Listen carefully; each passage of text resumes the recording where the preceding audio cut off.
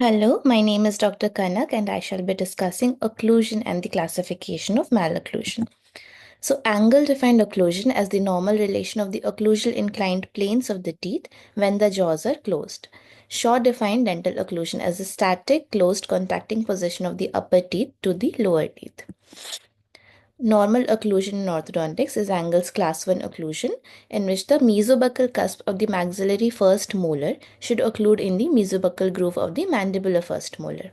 If this molar relationship existed and the teeth were arranged on a smooth curving line of occlusion, normal occlusion would result. So, what is line of occlusion? This yellow line that you can see, it is passing through the central fossa of each upper molar and across the cingulum of the upper canine and the incisor teeth. The same line runs along the buccal cusps and the incisal edges of the lower teeth, thus specifying occlusal as well as inter-arch relationships once the molar relation is established. Ideal occlusion is a preconceived theoretical concept of occlusal, structural, and functional relationships that includes idealized principles and characteristics that an ideal occlusion should have. Physiologic occlusion, it is an occlusion that deviates in one or more ways from ideal, yet is well adapted to that particular environment. It is aesthetic and it shows no pathological manifestations or dysfunction. While balanced occlusion is an occlusion in which balanced and equal contacts are maintained throughout the entire arch during all excursions of the mandible. There is simultaneous contact of maxillary and mandibular teeth on the right and left in anterior and posterior occlusal areas when the jaws are either in centric or eccentric occlusion. Functional occlusion is defined as an arrangement of teeth which will provide the highest efficiency during all the excursive movements of the mandible which are necessary during function. Therapeutic occlusion, it is an occlusion that has been modified by appropriate therapeutic modalities in order to change a non-physiologic occlusion to one that is at least physiologic if not ideal. Traumatic occlusion, it is an abnormal occlusal stress which is capable of producing or has produced an injury to the periodontium. In this case, we can see that there is crossbite in the anterior region which is causing trauma to the lower incisors. This can cause an injury to the periodontium and cause there will be mobility or recession. Trauma from occlusion, it is defined as periodontal tissue injury caused by occlusal forces through abnormal tissue contacts. Types of cusps, there can be centric holding cusps in which the buccal cusp of the mandibular and palatal cusp of the maxillary posterior teeth are called the centric holding cusps. They occlude into the central fossa and marginal ridges of the opposing teeth. They are also called the stamp cusps. Non-supporting cusps, the maxillary, buccal and mandibular lingual cusps are called the non-supporting cusps. They contact and guide the mandible during lateral excursions and share food during mastication. Hence, they are called shearing or guiding cusps.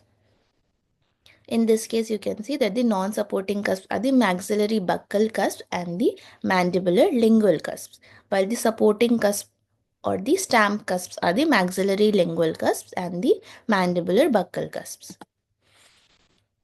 Classification of occlusion based on mandibular position. Number 1 is centric occlusion. It is that position of the mandibular condyle when the teeth are in maximum intercuspation. It is also called intercuspal position or convenience occlusion.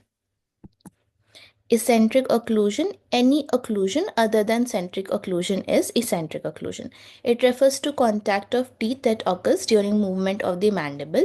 It includes lateral occlusion, right and left lateral occlusion. What is lateral occlusion? Lateral occlusion is defined as the contact between the opposing teeth, canines and posterior teeth when the mandible is moved right or left of the mid-sagittal plane. The contacts occur on the sides towards which the mandible moves. What is protruded occlusion? Protruded occlusion is defined as the occlusion of the teeth when the mandible is protruded. The position of the mandible is anterior to centric relation. Ideally, the 6 anterior teeth contact along the lingual inclines of the maxillary anterior teeth, while the posteriors disocclude. Retrusive occlusion, occlusion of the teeth when the mandible is retruded. It is the position of the mandible posterior to the centric relation. Based on the relationship of the first molar, first we come to neutral occlusion or class 1 occlusion. The anteroposterior relationship of the maxillary and the mandibular molars is correct, with the mesiobuccal cusp of the maxillary first molar occluding in the mesiobuccal groove of the mandibular first molar. In distal occlusion or class 2 occlusion, the lower dental arch is in a distal or posterior relation to the upper dental arch, as reflected by the first permanent molar relationship. The mesobuccal groove of the mandibular first molar contacts the distobuccal cusp or the maxillary first molar, or it may be farther posterior. It is further subdivided into Division 1 and Division 2. In Division 1, bilateral distal retrusion with a narrow maxillary arch and protruding maxillary incisors. It has an increased overjet. While in Division 2, there is a bilateral distal retrusion with a normal or square-shaped maxillary arch, retruded maxillary centrals, labially malposed maxillary laterals, and an excessive overbite. When we compare class 2 division 1 with division 2, we see that the upper incisors are proclined in div 1, while the upper central incisors show lingual inclination and may be overlapped by upper lateral incisors. There is excessive overjet and deep overbite in div 1, while there is only deep overbite in div 2. V-shaped upper arch, narrow in the canine region and broad between the molars. In division 2, the upper arch is usually broad. In Division 1, we see a shorter upper lip and a failure in anterior lip closure, while in Division 2, we see a normal upper lip and lip seal with a deep mental groove. The mandible may be deficient and the chin underdeveloped in Division 1, while the mandible is of a good size in Div 2. We see in the case of a celebrity Akshay Kumar, he has a classic Class 2 Division 2. Mesio-occlusion or class 3 occlusion. It is the mandibular first molar is mesial to the maxillary first molar and the mandibular incisors are in an anterior crossbite. The malocclusion that we are going to see includes class 1 malocclusion, class 2 malocclusion, and class 3 malocclusion. So based on the organization of occlusion, we can say there is canine guided or protected occlusion. During lateral mandibular movements, the opposing upper and lower canines of the working side contact, thereby causing disocclusion of all the posterior teeth on the working and balancing sides. This is because the mandible moves away from the centric occlusion. So in case of canine guided or protected occlusion during lateral movements, we see there is contact only in the canine area and rest all teeth are disoccluded. In mutually protected occlusion, occlusal scheme in which the posterior teeth prevent excessive contact of the anterior teeth in maximum intercuspation. Also, the anterior teeth disengage the posterior teeth in all the mandibular excursive movements. So when there is maximum intercuspation, the anterior teeth are not too much in contact while the posterior teeth are in maximum intercuspation.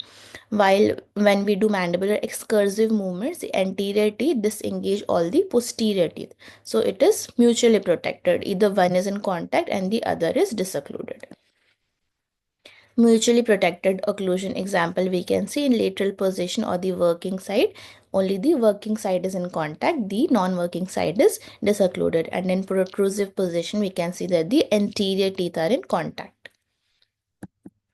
Group function occlusion, it is defined as the multiple contact relationship between the maxillary and mandibular teeth in lateral movements of the working side, whereby simultaneous contacts of several teeth is achieved and they act as a group to distribute forces.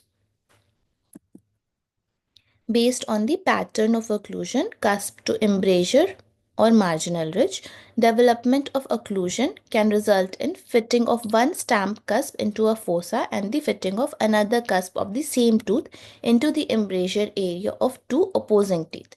This is tooth to tooth teeth relation occlusion. Here we can see that one stamp cusp is fitting into the fossa and another cusp of the same tooth into the embrasure area as signified by the orange dots that we can see. Cusp fossa occlusion. In this type of occlusion, the stamp cusp of one tooth occludes in a single fossa of a single opponent. This is a tooth to one tooth relation. That was tooth to two teeth occlusion, and this is tooth to one tooth relation. It has advantages over the cusp embrasure arrangement. First is that the forces are directed more towards the long axis. The tooth is directly applying force to the lower teeth and opposing teeth. So all the forces are distributed along the long axis of the teeth. This arrangement leads to greater stability of the arch, decreasing the tendency towards tooth movement. And the chances of food impaction in the embrasure is also less. Now we come to the imaginary curves. First is the curve of Spi by von Spi. It refers to the anteroposterior curvature of the occlusal surface beginning at the tip of the lower cuspid and following cusp tip of bicuspids and molars, continuing as an arc through the condyle. If the curvature were extended, it would form a circle about 4 inches in diameter. So we can see that it is beginning at the tip of the lower canine and it is following the cusp tips of the premolars and the molars to extend till the condyle. And if we further extend it into a circle, it will form a circle and its diameter will be 4 inches. Curve of Wilson. It is a curve that contacts the buccal and lingual cusp tips of the mandibular posterior teeth. It is mediolateral on each side of the arch. It results from the inward inclination of the lower posterior teeth. So we can say it is transverse in nature. It curves on the first and the second molars of the mandible. So the flattening of this curve as it progresses distally. The curves have been exaggerated for easy understanding, otherwise it is not as steep that you can see. This slight inward inclination also prevents the dislodgement of food while we chew. It remains in our mouth, does not spill out. Now the third is curve of Monson. It is obtained by the extension of the curve of Spi and the curve of Wilson to all cusps and incisor edges. So it is like a sphere that is formed, and any curve that we see on that sphere, that is a curve of Monson. It combines both the curve of Spi and the curve of Wilson. What is centric relation? It is very important. The centric relation of the mandible to the maxilla is when the mandibular condyles are in the most superior and retruded position in the glenoid fossa with the articular disc properly interposed. It is also called the ligamentous or terminal hinge position. It is a bone-to-bone relation. So when the mandibular condyles are in the most superior and retruded position in the glenoid fossa, and there is an articular disc between the mandibular condyle and the fossa. This is the centric relation. Now we come to the Andrews keys of occlusion. He gave 6 keys of occlusion. The first is molar interarch relationship. The mesobuccal cusp or the upper first molar should occlude in the groove between the mesial and the medial buccal cusp of the lower first molar. So the mesolingual cusp of the upper first molar should occlude in the central fossa of the lower first molar. So it is similar to Angel's Classen occlusion, in which the mesobuccal cusp of the upper first molar should occlude in the groove between the mesial and the medial buccal cusp of the lower first molar. The crown of the upper first molar must be angulated so that the distal marginal ridge occludes with the mesial marginal ridge of the lower second molar. We can see in the red line that the distal marginal ridge of the upper first molar is coincided with the mesial marginal ridge of the lower second molar. So it should be slightly angulated. Mesiodistal crown angulation. The second key makes use of a line that passes along the long axis of the crown through the most prominent part in the center of the labial or the buccal surface. This is called the long axis of the crown. So if we draw a line along the long axis of the crown, then we see the angulation of this line. This is the mesiodistal crown angulation. It is also termed as tip of the tooth. The gingival part of the long axis of the crown must be distal to the occlusal part of the line. So we can see all these lines are slanting slightly distally on the gingival side. So the gingival part of the long axis of the crown must be distal to the occlusal part of the line.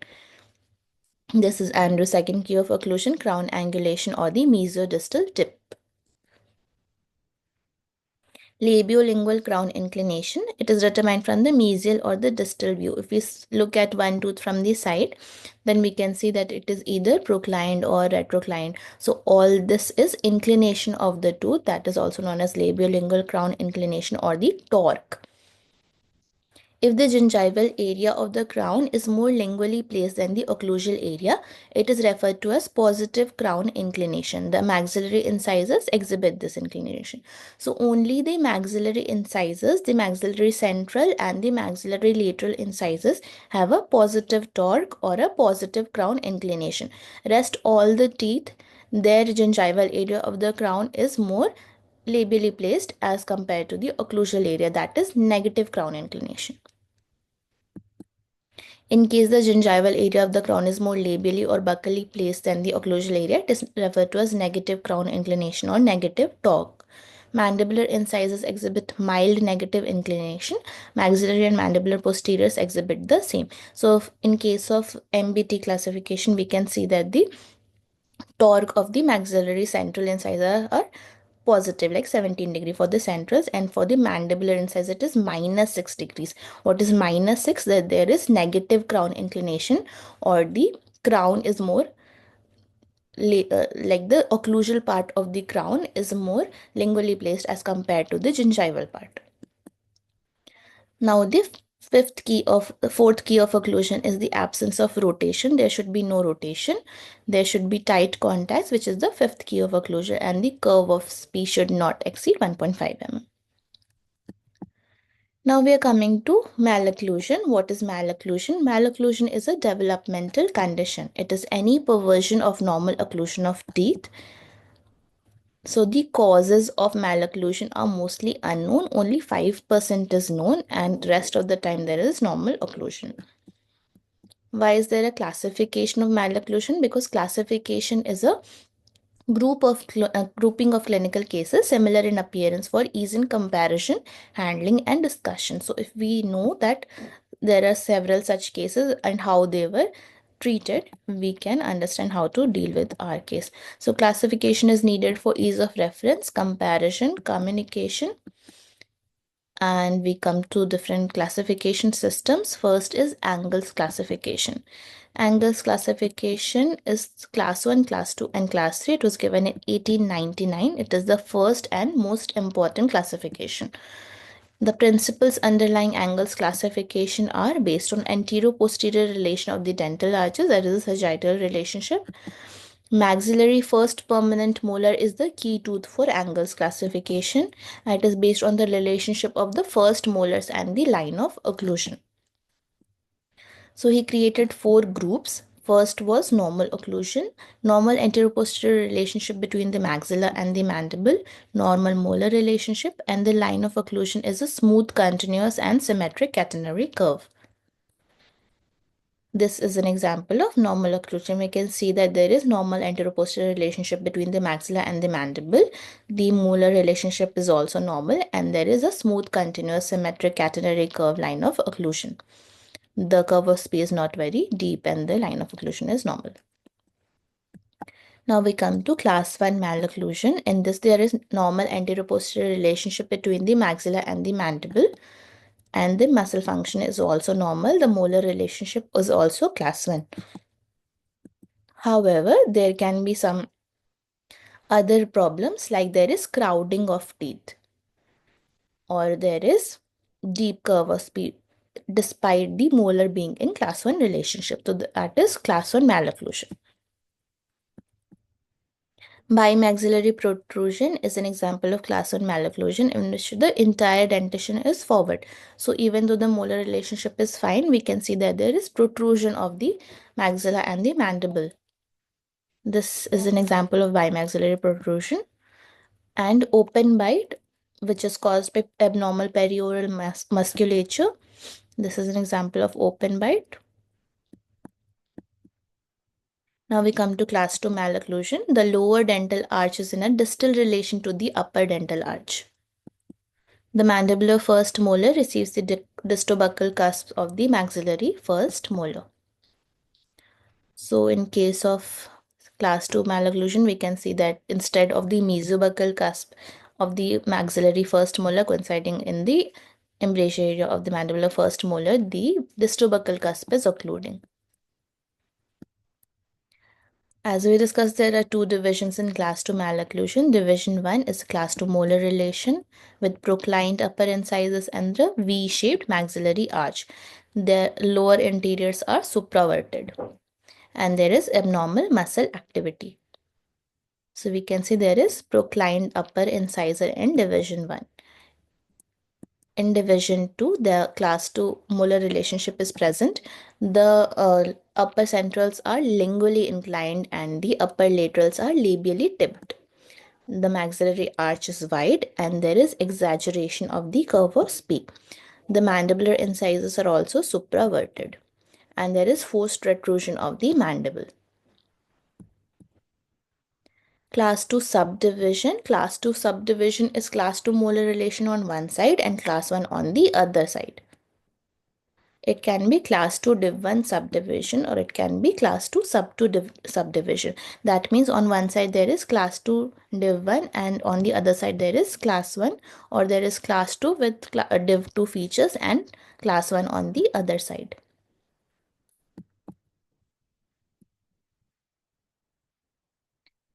Class 3 malocclusion. It happens when there is mandibular dental arch in mesial relation to the maxillary dental arch. The mesobuccal cusp of the maxillary first permanent molar occludes in the distobuccal groove of the lower first permanent molar. Mandibular incisors are in crossbite usually or lingually inclined.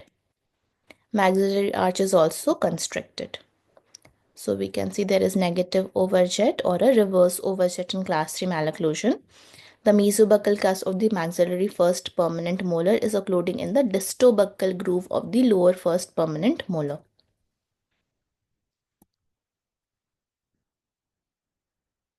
What is pseudo class 3? Pseudo class 3 refers to lingually inclined maxillary incisors leading to anterior displacement of the mandible. So there is lingual inclination of the maxillary incisors which is causing the mandible to shift forward. So it is not a true class 3, it is appearing as a class 3 due to shifting of the mandible. It can be due to premature loss of deciduous posteriors. What is class 3 subdivision? Class 3 occlusion on one side and class 1 on the other, similar to class 2 subdivision. This is the class 3 subdivision. So what were the disadvantages of the angles classification?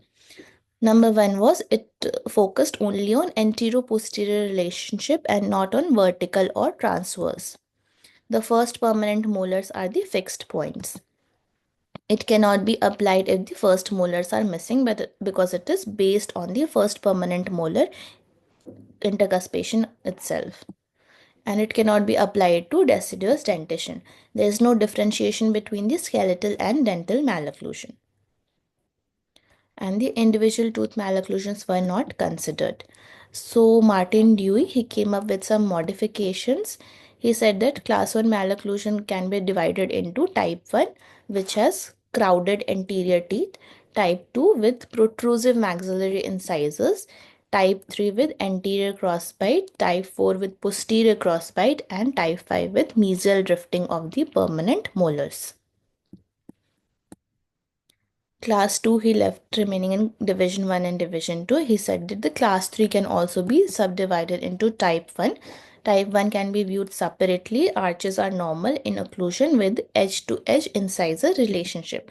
And type 2 will have crowding and lingual relation of the mandibular incisors to the maxillary incisors. Type 3 will have crowding and crossbite relationship of the maxillary incisors. So he divided class 3 into type 1 edge to edge incisor relationship, type 2 crowding and lingual relation of the mandibular incisors as compared to the maxillary incisors, and in type 3 there is crossbite. It is in mandibular incisors are in a labial relation as compared to the maxillary incisors. Now we come to Lister's modifications. He introduced some new terms like neutro-occlusion for angles class 1, disto-occlusion for angles class 2, and mesio-occlusion for angles class 3. He also added the suffix version, so we can say bucco version, in which the tooth is more labially inclined, linguoversion, in which the tooth is lingually inclined, or supraversion, in which the tooth is above the normal plane of occlusion. It can also be infraversion, in which the tooth is um, below the line of occlusion. There is mesioversion, in which it is tipped towards the nasal side. Distoversion, the tooth is tipped towards the distal side. Axiversion, in which there is rotation, and torsiversion or transversion, in which the tooth is again tipped. Coming to Simon's classification, Simon divided the face according to the different planes, that is the sagittal plane, Frankfurt plane, and the orbital plane. He introduced his classification in 1930s. He related the teeth to the rest of the face and cranium in all three dimensions. He related dental arches to three anthropologic planes. These are the planes: the Frankfurt horizontal plane, the orbital plane, and the mid-sagittal plane. The mid-sagittal plane, we can say it is dividing the face into two symmetrical halves. The orbital plane is a coronal section, and the Frankfurt horizontal plane is from the porion to the orbital. The vertical relationship, Frankfurt's plane is from porion to orbital. Closer the dental arches to this plane, there is attraction, and more away from this plane is abstraction. The anterior-posterior relationship can be seen by the orbital plane. Perpendicular to the Frankfurt plane is the orbital plane, and if it is passing through the distal third of the upper canine, this is the Simon's law of the canine. The orbital plane passes through the distal third of the upper canine. If it is further away from this plane, it is protraction. If it is closer to this plane, it is retraction. The mediolateral relationship, or the mid-sagittal plane, it is in the transverse direction. If something is away from this plane, it is distracted. If something is close to this plane, it is contracted. What are the advantages of Simon's classification? It orients the dental arches to the facial skeleton. The malpositions of the teeth and the osseous dysplasia are separated. And the disadvantages are it is very cumbersome and confusing. So it was not as popular as the Angles classification. Moyer gave an etiologic classification based on tissue origin. It can be osseous, in which the problems are in the growth, size, shape, or proportion of the bones. Orthodontic problem results when the bones of the craniofacial complex develop in an abnormal manner. He said that the dental malocclusions are caused by a problem in the craniofacial osseous development. Cephalometric analysis provides best means of studying these variations. So the treatment is to correct the osseous dysplasia. The second is muscular origin, malfunction of the dentofacial musculature. Most of these neuromuscular pattern of behavior are habits like thumb sucking, lip biting. Treatment of the original reflexes or habit, if detected early, it can be treated easily. In case of skeletal manifestations, these are not reversible very easily. And the third is dental causes. It involves the teeth and the supporting structures. The precise dental abnormality has to be determined, and primary or secondary to be determined.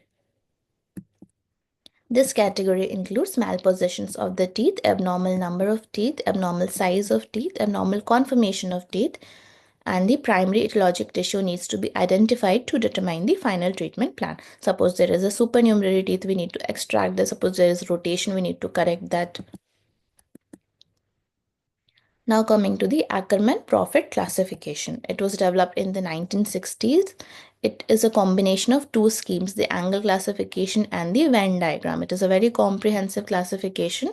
The Venn diagram offers visual demonstration to the complex interrelated variables. So this is the Venn diagram. In the first, we can see transverse deviation or the lateral deviations. In the second, we can see the sagittal or the anterior-posterior deviations.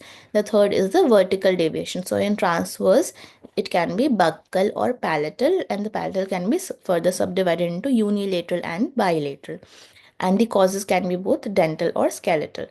In anterior posterior deviation, it can further divided into class 1, class 2, class 3. Class 1 anterior posterior displacement.